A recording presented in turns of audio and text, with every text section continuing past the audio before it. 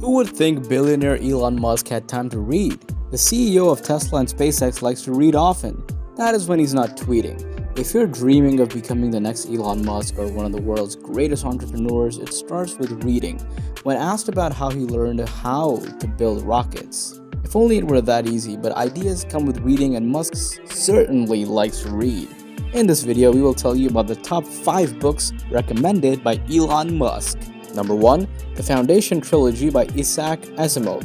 The Foundation Trilogy by Isaac Asimov, a story about a new chapter in the future of humankind. Asimov's Foundation Trilogy explores the forces of an enlightened threshold that men and women stand at today, as well as the centuries of barbaric hold that they're finally brushing off. Asimov attributes this threshold as the link to the beginning of a new empire, dedicated to art, science, and technology. As for Musk, to whom the book taught that civilizations move in cycles, exploring its theme helped and encouraged him to pursue his entrepreneurial passions.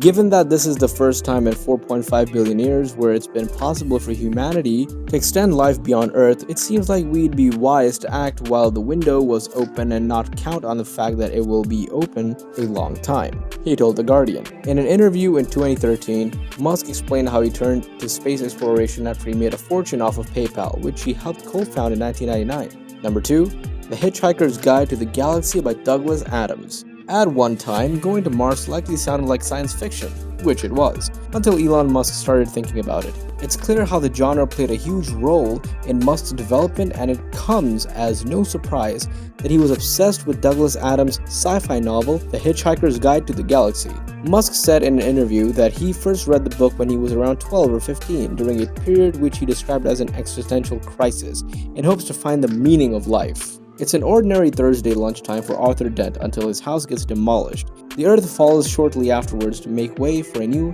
hyperspace bypass, and his best friend has just announced that he's an alien. Almost everyone who has ever read this best-selling sci-fi delight enjoyed its side-splitting humorous dialogues and vivid imagination, and Elon Musk was no exception. Musk had once confessed that he was going through an existential crisis when he was 12. Having read Nietzsche's and Schopenhauer and receiving no solace in his life's questions, Musk encountered a Hitchhiker's Guide to the Galaxy and found resonance in the fact that not all the questions of life are answered, while in the greater scale. The answer to everything lay in number 42. If you can properly phrase the question, then the answer is the easy part. So to the degree that we can better understand the universe, then we can better know what questions to ask, he said. Number 3. 0 to 1. Notes on Startups or How to Build a Future by Peter Thiel. Considering Musk's own success at building innovative businesses, it's not surprising that he respects a former colleague who has been wildly successful investing in them. What valuable company is nobody building? The next Bill Gates will not build an operating system.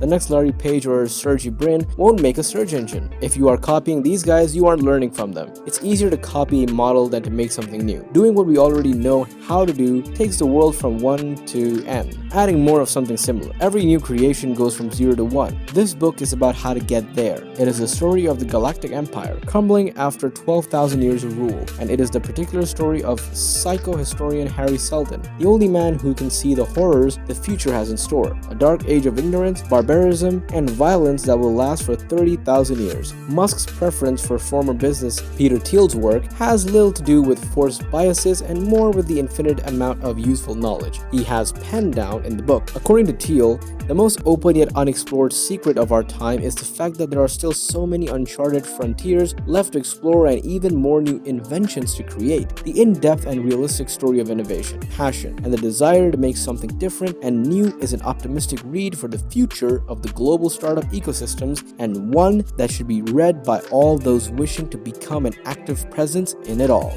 Number 4. Lord of the Flies by William Golding. Golding's iconic Lord of the Flies is an avid representation of the base emotions that make up man, the ones which come into play when he faces the end of a barrel. Believed to touch upon the theme of the survival of the fittest, its narrative revolves around the lives of a few children and how they attempt to survive on an abandoned island. Its powerful theme is a lesson to readers of all ages. To Musk, the book speaks volumes about 3 characteristics making up the life of an entrepreneur: survival and competition, and greed.